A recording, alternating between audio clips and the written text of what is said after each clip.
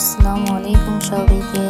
এই দেখুন আমাদের একটা বেগুন গাছ, আর এই একটা বেগুন গাছের মধ্যে একটা বেগুনই হয়েছে, আর এটার মধ্যে সব সময় একটা করে বেগুনই হয়। তো আজকে আমি এটা নিয়ে যাব, এটাকে আজকে আমি ভর্তা করবো। তো আপনারা দেখবেন আমি কীভাবে ভর্তাটা করি।